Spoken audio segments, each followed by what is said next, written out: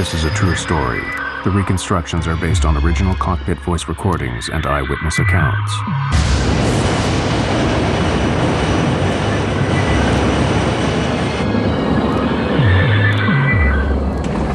Can't see anything. Damn, we're off course. No, I can't see it. Way off.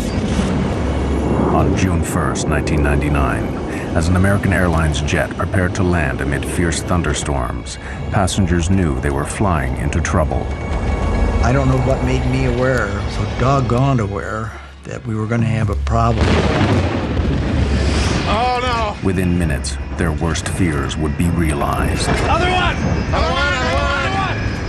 Other one!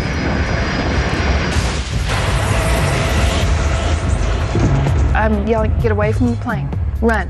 Get away from the plane. I don't know where we're at, but there's a road that goes around the airport. Well, we got a lot of people hurt. This film tells the story of a tragic and avoidable disaster. The investigation would reveal a lethal combination of pilot error, the devastating effects of severe weather, and a dangerous race to keep the plane on schedule. It would also uncover disturbing evidence of an industry-wide failing, one that could kill again at any time.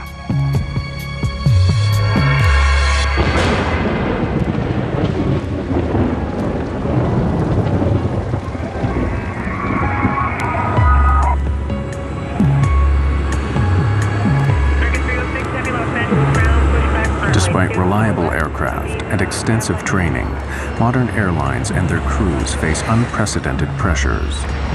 Intense industry competition demands that the whole system, from the flight planners to the pilots, be efficient and on time.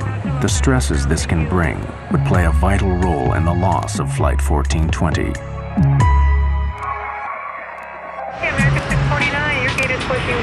For a large operator like American Airlines, the pressures begin with the complex task of scheduling their vast fleet. Dispatchers direct the planes around the world in a carefully choreographed dance.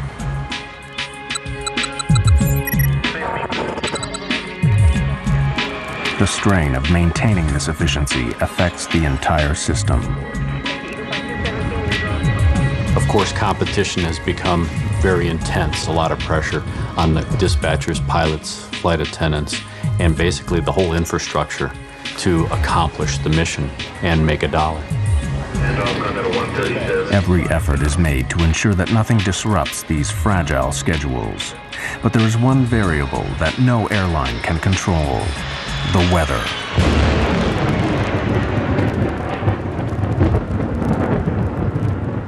The southern states of America are especially prone to severe weather, where storms not only cause delays, but pose extreme dangers to commercial jets. Delays, scheduling problems, and fierce thunderstorms would all conspire to turn a routine flight into a terrifying race against time. On June 1st, 1999, American Airlines Flight 1420 is running late. The movement of the storms, everything is sliding to the southeast. So yes, we do have a stormy evening headed our way. The delay of Flight 1420 put pressure on the pilots even before takeoff. The responsibility can fall on flight crews to keep a tight schedule on track. Dispatch, please. Yeah, it's Michael Arago. Crews have strict legal limits on their duty time. The first officer warned the dispatcher that they were in danger of running out of time. Duty time limit at around 11:16. The flight had to take off within the next hour or be canceled. And the pilots also became aware of another pressure caused by deteriorating weather near their destination. Pilots had a weather briefing that they got before they departed Dallas-Fort Worth, which provided the forecasts, the weather alerts. The dispatcher and the captain preparing for the flight looked at the weather information and thought they could get to Little Rock before the thunderstorms impacted. The 139 passengers just wanted to get home. I was traveling with my son and my daughter. We were coming home from our vacation. It was my daughter's first flight. The plane was late and there were a lot of delays, of course. It was tiring, it was frustrating, it was late at night. They soon began to sense that Flight 1420 was racing against the weather. As they called for us to board the plane, and they wanted us there and just to get on really quickly. Just get on, sit down, put your seatbelt on, we're going. They did mention that there was bad weather between us and Little Rock. They wanted to get ahead of the bad weather coming into Little Rock. Finally, over 2 hours behind schedule, Flight 1420 leaves Dallas. Unknown to the crew, the storms are already moving towards Little Rock. 40 minutes later, Flight 1420 is 100 miles from its destination. At this point, the voice recorder transcript reveals a calm and steady cockpit routine.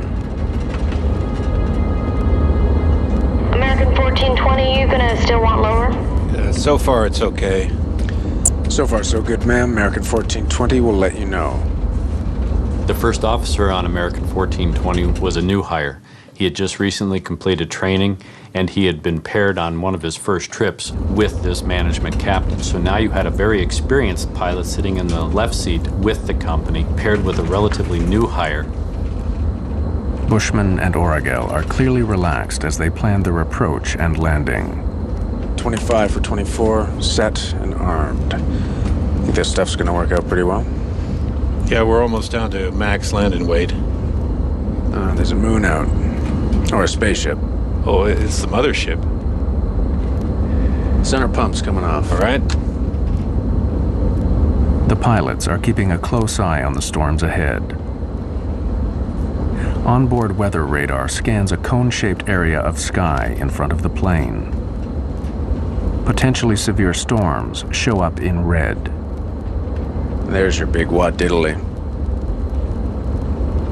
Yeah, we gotta get over there real quick.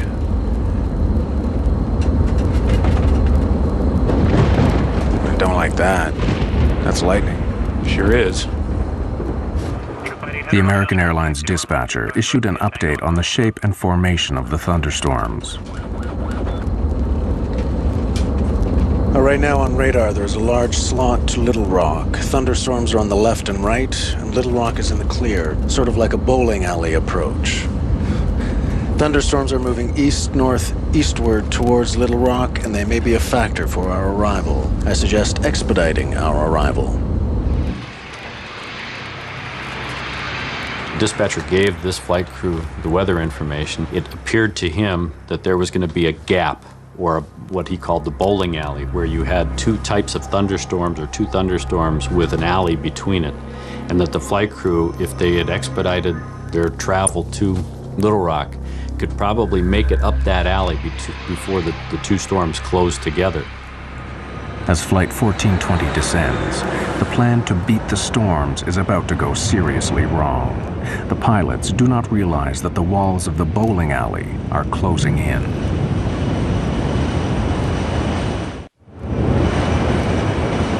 The route flown by American Airlines Flight 1420 is flanked by treacherous thunderstorms, a corridor the pilots call the bowling alley. With 80 miles to go, the route to Little Rock still appears to be clear.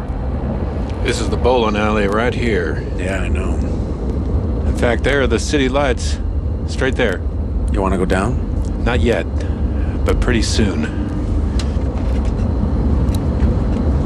We're about 80 miles from the airport, and we started our descent toward it. Quite a light show on the side of the aircraft, and we're going to be passing that on our way to Little Rock. It's been a pleasure having you aboard our short flight, and I'd like to take this opportunity to thank you for flying American Airlines. The lightning seemed to be on both sides of the plane. It lit up the inside of the plane. Very quick, you know, just kaboom type lightning, which was a little scary. There was quite a light show off to the left. Normally that doesn't get pointed out. If you go past the Grand Canyon, that gets pointed out, but not a lightning show.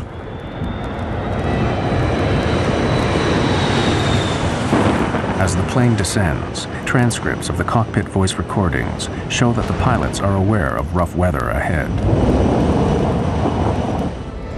Just some lightning straight ahead. I think we're going to be okay, though. right there. Yep, right down the bowling alley. As my friends would say, California cool. Cool. Peachy. Exactly. 1420 at 11.3 for 10,000. When the pilots contact the air traffic controller at Little Rock, he gives the first of a series of alarming weather alerts. We've got a thunderstorm just northwest of the airport moving through the area now. Wind is 280 at 2.8, gusts 4.4, and I'll have new weather for you in just a moment, I'm sure.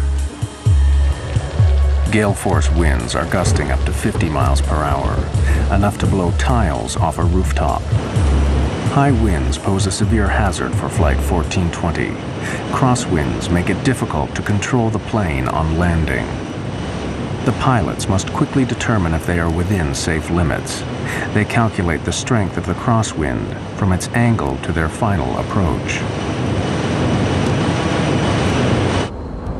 All right, so that's 280 at 4.4. Gusts at 44. Right, near the limit.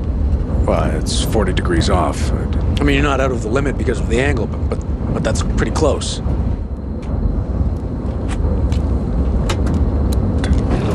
Flight attendants, prepare for landing, please. The pilot's attention now returns to the bad weather ahead. You said the storm was to the northwest of the field? You said northwest. Yeah. Lightning strike, you said storm. But the task of tracking the storms is made more difficult by the lack of sophisticated radar at Little Rock. American 1420, your equipment's a lot better than what I have. How's that final for 2-2 left looking? What's that? We can see the airport, but we can just barely make it out. We should be able to make 2-2. That storm is moving closer like your radar says. But it's a little farther off than you thought. The controllers are going, well, your radar is better than mine, so forth.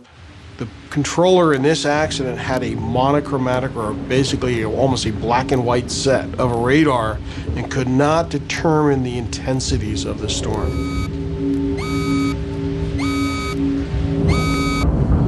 The controller calls in with more bad news.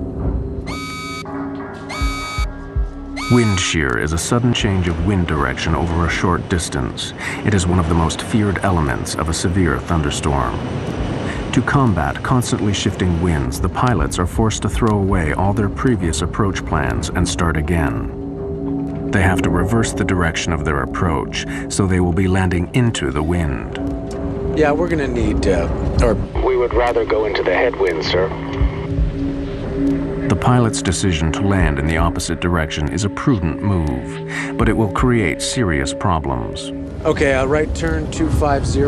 The long way around? Yes, sir, you're a little close to the airport. Yeah, right. 250, that'll work. As the pilots turn to the new approach, the aircraft's weather radar, which scans in front of the plane, loses track of the thunderstorms. Worse still, the turn delays landing by more than 10 minutes, and with every passing moment, the storms are growing in intensity. Runway 4 right, 111.3042. I think that was the airport below us. Yeah, right, okay. Switching runways, keeping track of the storms, all adds greatly to the pilot's heavy workload. Okay, 2217 glide slope intercept all the way down. Missed approached right turn to 4000. Let's see, you got the airport, right? So yeah, I don't have the airport. Well, I'm saying you've got the ILS. Yeah, I got the ILS. Airline pilots, they make their money when they're flying into bad weather. When the weather goes down, now all of a sudden the workload starts to increase because you have to factor in low clouds, rain, lightning, thunderstorms, wind. All of these elements start to bombard you the closer you get into the airport environment. American 1420, it appears we have a second part of this storm moving through. The wind now is 340 at 16, gusts 3.4. With the storms worsening, the pilots need to make it to the airport as quickly as possible. You want to accept the short approach, keep it tight? Yeah, but if you can see the runway, because I don't quite see it. Yeah, it's right there. All right. You see it? You just point me in the right direction, I'll start slowing down. Give me flaps 11. The transcripts now reveal rising confusion on the flight deck as the captain struggles to fix the position of the airport. Okay, did you notice something? Did you see the airport there? Where? There, okay? Right. You're on a base for it, okay? It's right there. Well, I'm on a base now? It's like a dog leg. We're coming in, and there it is, right there. I lost it. I don't see how we can maintain visual. The pilots now abandon their direct visual approach and request help from Little Rock's instrument landing system. But this delays landing even further. Approach, American 1420. American 1420, yes, sir. Yeah, there's a cloud between us and the airport, and we've lost the field. We're on a vector. Well, basically we're on the last vector you gave us. Which is like a dog leg, it looks like. American 1420, can you fly heading 220? I'll take you out for the ILS. This news footage shows the storm on the night of the crash. On the airfield, heavy rain cuts visibility even further. Captain Bushman is getting frustrated. See, I hate droning around visual at night and weather without having any clue where we are. The thing that was really getting to me was I knew we were getting very low. I knew that the rain was not letting up and that we were being jolted around quite heavily. See how we're going right in the middle of this crap. Right. Approach, American 1420. I know you're doing your best, sir, but we're getting really close to this storm, and we'll keep it really tight if we have to. The plane was rocking and rolling at that point. It was pretty doggone unstable. I don't know what made me aware, so doggone aware, that we were going to have a problem. I don't know what did that. As Flight 1420 lines up for final approach, they head straight into the thunderstorm. The crisis for Flight 1420 is about to get even worse.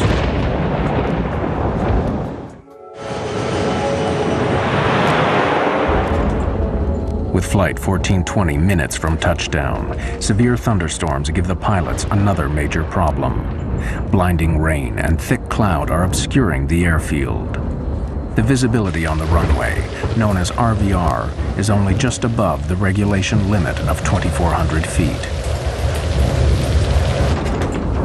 We're going right into this. American 1420. Right now we have heavy rain on the airport. I don't have new weather for you, but visibility is less than a mile. And the runway 4-right RVR is 3,000.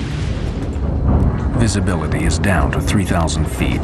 The pilots are unsure if it's safe to land. 3,000? Roger that, 3,000, American 1420. This is 4 right, correct? American 1420, that's correct, sir. And runway 4-right, clear to land. Can we land? 030 at 45, American 1420. 3,000 RVR, we can't land on that. No, 3,000 if what you do look we at... need? No, it's 2,400 RVR. Okay, right. Yeah, we're fine. All right. 15. Landing gear down.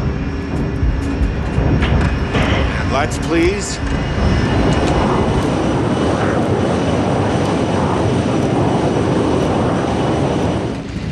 As we descended through a very dark black cloud. The rain seemed to be going horizontal. It was windy enough, apparently outdoors, that the plane was moving around a lot. I'd never done this before. I buckled up really tight, almost uncomfortably tight, and I was concerned enough. I put my shoes back on and got ready to go. There was something going on that made me very nervous. The crosswinds are way over the limit. The pilots could divert to another airport, but they don't, and the weather gets worse. Wind shear alert. Center field wind 350 at 32. Gusts 4-5. North boundary wind 310 at 29. Northeast boundary wind 320 at 32. The jolts seemed to be much stronger than I'd ever felt. You could tell that the thunderheads were extremely close to the plane. I said words to the effect that if he tries to land in this weather, we'll crash. Flaps 28. Add 20. Then visibility falls drastically below the limit. American 1420, the runway 4-right RVR is now 1,600. Damn. The pilots are rattled. Under pressure, they begin to make mistakes. Can't see anything. Looking for 460. It's there. Couldn't see anything. The wind was throwing the plane around so violently. I think it was enough of a crosswind that I was afraid we were going to land on the wing. We felt like we were going to tip over. I mean, it just felt that bad. You want 40 flaps? Yeah, I thought I called it. I knew the way he was jockeying the plane and the sounds of the engines that he was trying to get lined up for the runway, and I couldn't see it, and I couldn't see it, but I could tell we were close, and I kept thinking, where's the runway? 1,000 feet. 20. 40-40 land. This is a can of worms. Wind is 330 at 28. I'm gonna stay above it a little. There's a runway off to your right. You got it? No. I got the runway in sight. You're right on course. I got it. Stay where I you got it. I got it. Most of the people at that point in the plane were just holding on really tight, just looking forward. I mean, like rigid. I suspected the worst. I mean, I really did. We might not get down.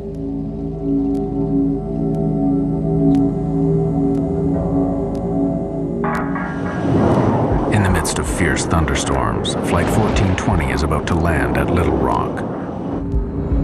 Low visibility and high winds make the final approach treacherous. Wind 330 at 25.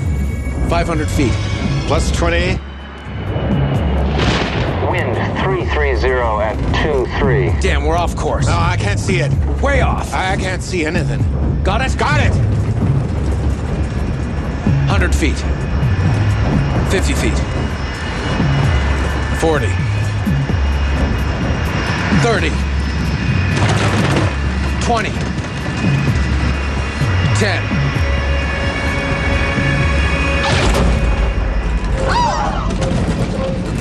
We hit the runway real hard. We didn't slow down. We're down. We're sliding.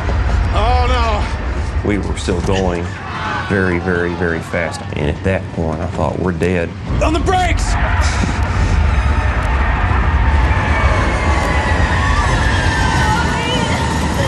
It was just chaos. It was terrifying. Quite literally terrifying. Other one! Other one, other one.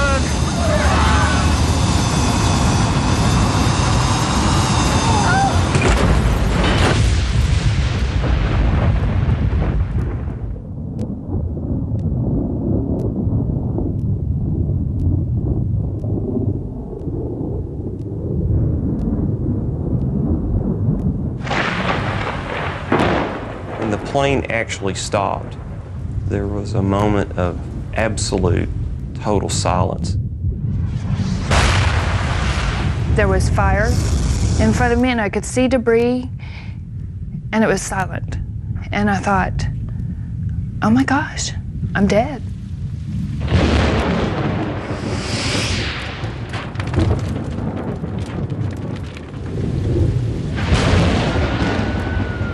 Within those minutes, I heard a small scream, and I heard it get louder and louder and louder, like it was on a megaphone. And it hit me, that's my daughter. And it's like, oh, okay, we've got to get out of here. You know, we got to do something. The passengers struggled to get out before fire engulfed the cabin. I had a broken scapula, dislocated shoulder, and cracked ribs, and all sorts of stuff going on, but I didn't feel a thing. I just wanted to get out. I was not going to die in that thing. I got out of that plane probably in 10 seconds. It's like being in war. Go, go, go. I'm yelling, get away from the plane. Run. Get away from the plane. Go, go, go.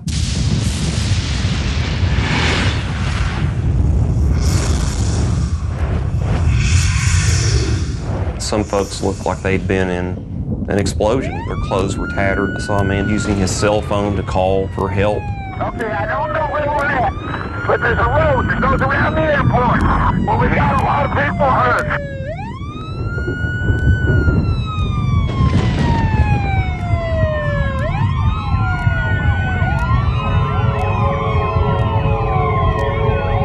Traveling at almost 100 miles per hour, the aircraft ran off the end of the runway, plowed down a 25-foot embankment, and slammed into a steel walkway. The plane was ripped into several pieces. The wreckage finally came to rest on the muddy banks of the Arkansas River.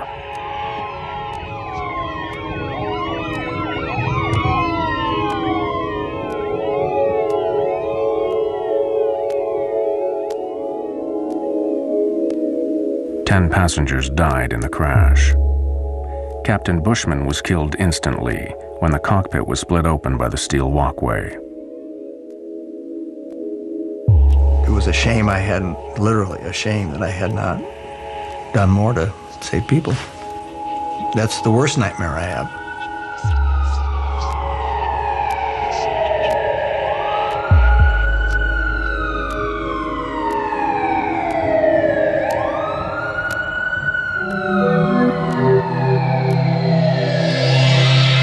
The U.S. National Transportation Safety Board was notified immediately. Greg Feith was the NTSB's chief investigator.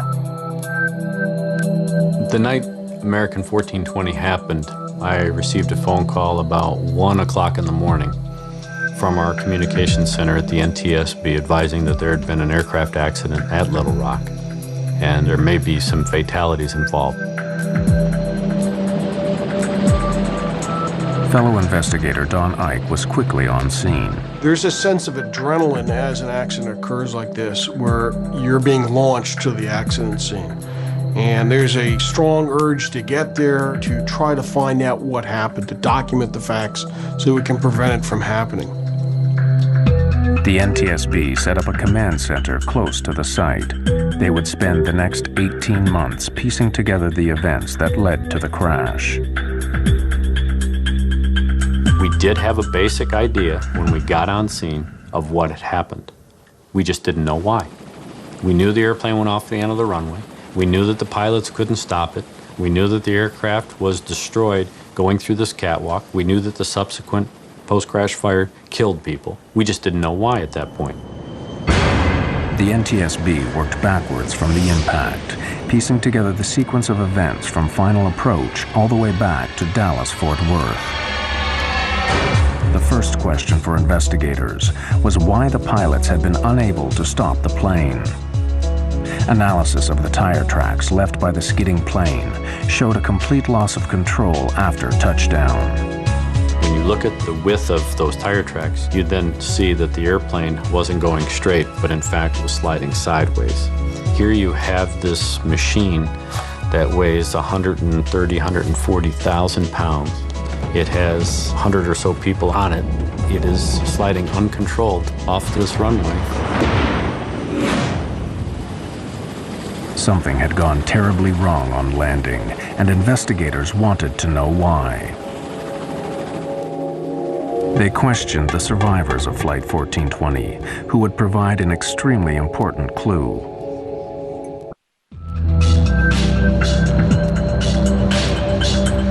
The NTSB needed to find out why the plane slid uncontrolled off the runway. They set out to interview surviving passengers, many of whom were local to Little Rock. Their eyewitness testimony would point the inquiry towards the most important mechanical system used to slow a plane down after landing. We were really interested in were those passengers that were sitting in a position right near the wings who could look out the windows and tell us whether they saw the ground spoilers deploy. Spoilers are large flaps that flip up on landing, literally spoiling the airflow over the wings. This is necessary to allow braking to take effect. None of the passengers saw the spoilers deploy. The NTSB compared their testimony with data from the airplane's black boxes. The flight data recorder, which monitors the systems on board during flight, confirmed that the spoilers had indeed failed to deploy. The implications were catastrophic. Flight 1420 had no hope of stopping in time. On the brakes! We're sliding! Oh no!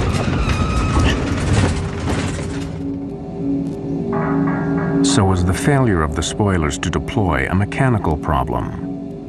Or in the confusion of final approach, was it pilot error? To find out, the NTSB would make clever use of the cockpit voice recorder, or CVR. You want 40 flaps? Yeah, I thought I called it. One of the key elements that the CVR team was listening for was the setting of the spoiler handle. We saw on the flight data recorder that the ground spoilers didn't deploy. We wanted to know if the handle had been actually armed or not. And we were looking for a specific click sound. We couldn't find that sound on the accident CVR, which led us to believe that the handle was never in the armed position at touchdown.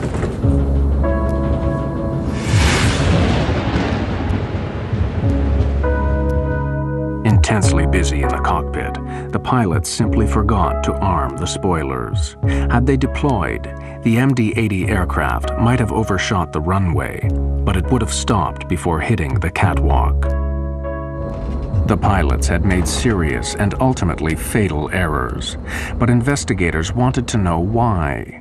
They suspected that pressures earlier in the flight led to these mistakes. They turned their attention to the weather.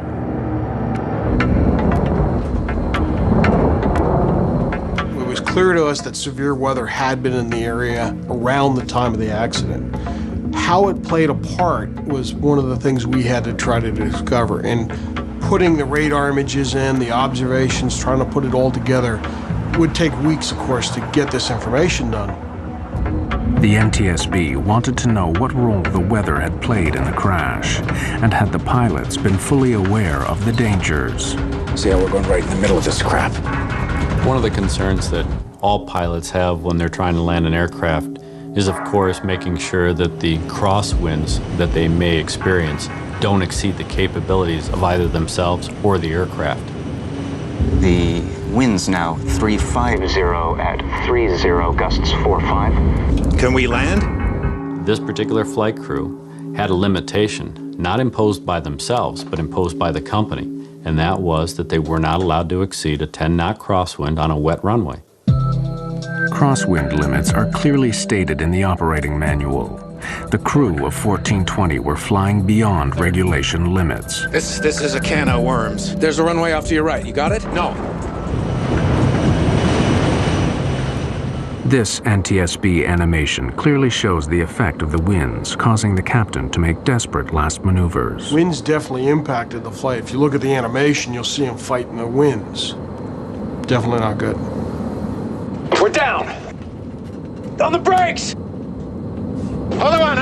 But when you start talking about a wet runway, thunderstorms, not a good scenario. But were the pilots of 1420 aware of the hazards posed by the severe weather? For the NTSB, the dangers of thunderstorms were all too clear. In 1994, a U.S. Air DC-9 fell victim to wind shear in North Carolina. The plane stalled at 250 feet and fell from the sky. A Delta TriStar crashed after flying into the most severe kind of wind shear that created an intense downdraft of air. So should the crew of 1420 have aborted the approach? There's the runway. There's two runways. Yeah, I know. See, we're losing it. I don't see how we can maintain visual. This NTSB weather animation overlays the path of the aircraft with ground radar images of the storm. Bushman and Orogel landed in lightning, torrential rain and hail, and 50-mile-an-hour winds. Based on the information that we had from ground-based weather radar, the flight crew of 1420 should have been seeing the majority of that storm. They would have been seeing the leading edge going green, rapidly changing the yellow to bright red. Can't see anything. Looking for 460. As they progressed towards Little Rock, they started to paint the bad weather not only on their onboard radar, but they could see out the window lightning.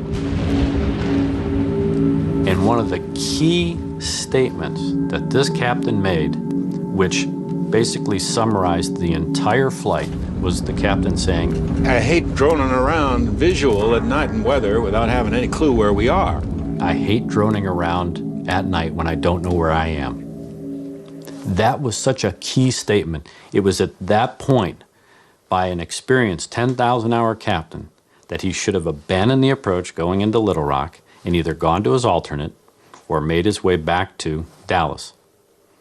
But to make a statement like that and then continue an approach to an airport where you have a thunderstorm in progress over the airport is a recipe for disaster. But the pilots were not the only ones to be heavily criticized. As the investigation continued, American Airlines flight policy would come under fire. An industry-wide scandal was about to be exposed.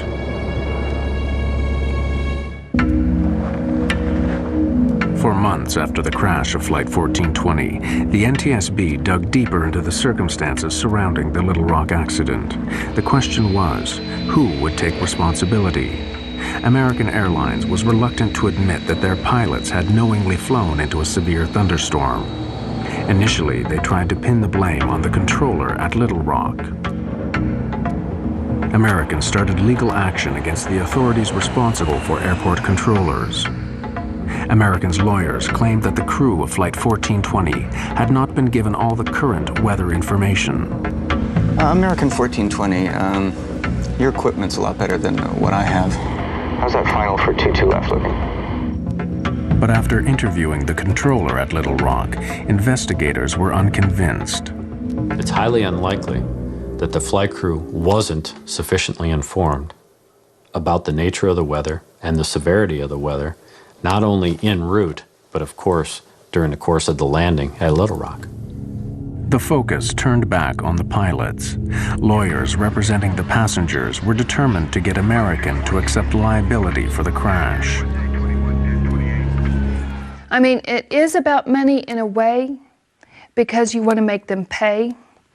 Because I saw the letters that they would write back to my lawyer, minimizing what we had been through, minimizing my daughter's burns, cuts, the psychological effects it had on my son at age 15, and my daughter and me, and just minimizing everything. So you want to find a way to hurt him. Renee Solomons and many other survivors attended the NTSB public hearings held in Little Rock 8 months after the disaster. With the captain dead, the co-pilot was the first to testify. As we went off the end of the runway, I could see the runway lights coming up, and I knew we were going off the end of the runway. I couldn't see anything in front of us, and all I thought was the gear would collapse, and we would continue to slide. It's got to be okay. And then all of a sudden, I felt the impact. I followed it as close as I could. You bet. I mean, I wanted to know what happened. I went to all of the NTSB hearings. I was outraged. I was mad. For me, they didn't ask him the right questions. You know, I wanted to ask him, what were you thinking? Why did you all play chicken with our lives? The co-pilot's testimony was highly controversial. In his account of the final moments of the flight, he claimed to have told the captain to abort the approach, otherwise known as a go-around. Who can call for abandoning the approach? Either pilot. Did you call for a go-around at any time? Yes, sir, I did. It sounds like after reviewing the tape, you can definitely hear the go and the around. It seems like he talked the same time I did, and I looked over at him, and he brought the airplane back on course. However, when NTSB specialists studied the cockpit voice tapes, they couldn't hear this statement. Damn, we're off course. No, I can't see it. Way off. Even though he stood by that statement, we could never validate it. That led to a controversial finding because we weren't really sure if that took place or not. The NTSB asked tough questions of the co-pilot, but was American Airlines training also at fault? Greg Feith put an American Airlines manager on the stand. What were the company rules for pilots flying near thunderstorms? When asked the question, he basically responded that he just didn't want his pilots flying into that type of weather. Our pilots are forbidden to enter or depart a terminal area blanketed by thunderstorms. To the NTSB, this policy simply wasn't clear-cut enough. Well, that's a very subjective call for a pilot. Pilots need boundaries. You have to set limits. If there's convective activity, that is thunderstorm activity, it's within 5 nautical miles of the airport. There's lightning, there's wind shear. Don't go there.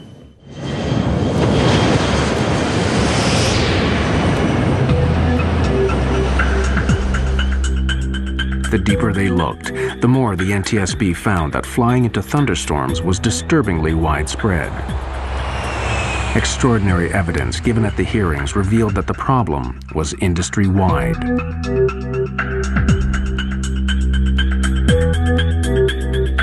Experts from MIT spent weeks recording the flight paths of planes landing at Dallas-Fort Worth. They waited for thunderstorms and watched how pilots reacted. Their animation plots the planes coming into land, overlaid with radar images of the storms. Anything yellow or orange is a potentially severe thunderstorm. Of the 2,000 encounters with thunderstorms, 2 out of 3 pilots flew into the storm and landed their aircraft. I was very surprised by the testimony at the public hearing, given the fact that they're flying the best equipment, typically have the best training, have the best information available to them. For those decisions to be made to continue into harm's way, it was very surprising to me that they tried to do that. Pilots know that if we go into that thunderstorm, we may not come out of that thunderstorm, and if we do, it may not be basically in one piece. Why did so many pilots fly into danger? The MIT researchers found pilots were more reckless if they were behind schedule, if it was night, and if aircraft in front of them were also flying into bad weather. In the Little Rock case, 2 of those 3 elements were present. It was night, and they were running late.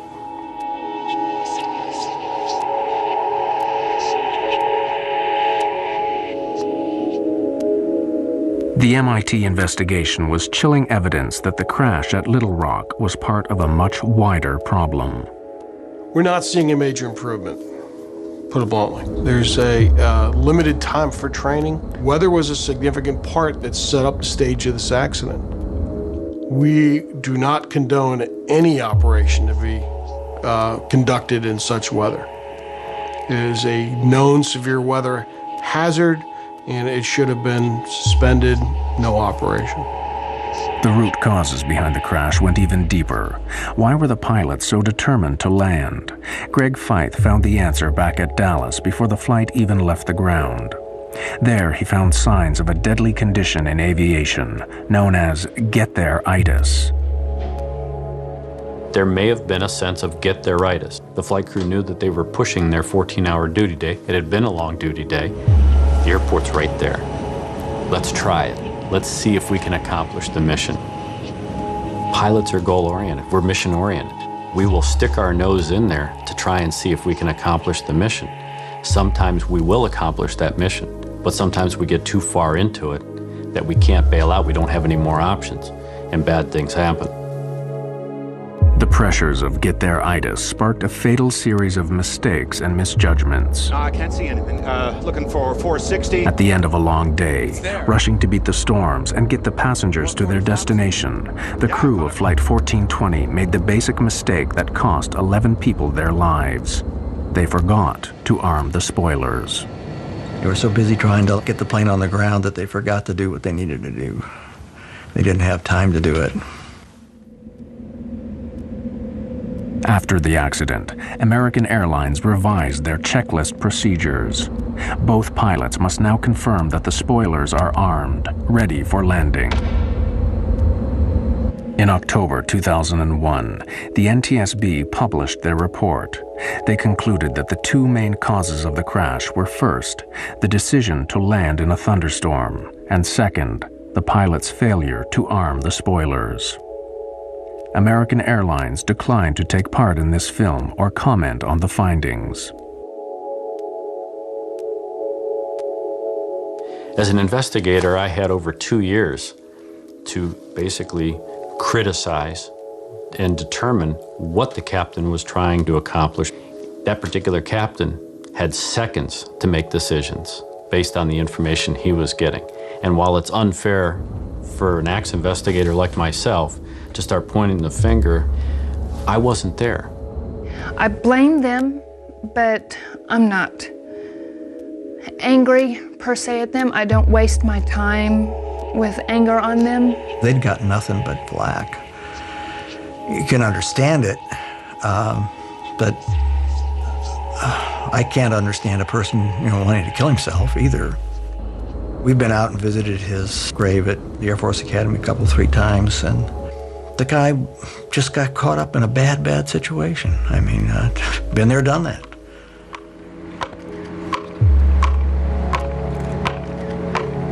1 year after the crash, the survivors of Flight 1420 gathered at the site to remember those who died. For surviving passengers, the effects of the crash are long-lasting and profound.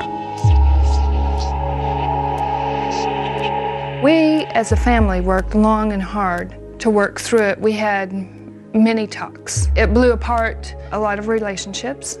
You find out who your real friends are. I cannot do enough to mitigate what happened to the individuals on an airplane. Life is a precious thing, and you're definitely here for a very short time. You know, all of a sudden, your life looks like about a second and a half long. People ask me if I'm okay. Well, no, I'm not okay. No, we'll never be okay. I mean, what is this okay stuff? You're different, and deal with it. I mean, that's the way we're going to be. The day after it happened, when Adam and I were in the hospital in Samantha, Adam and I got up and we looked out the window and we just couldn't believe that life went on. We just couldn't believe cars were driving and it was sunny and life went on, you know, because for us, life stopped.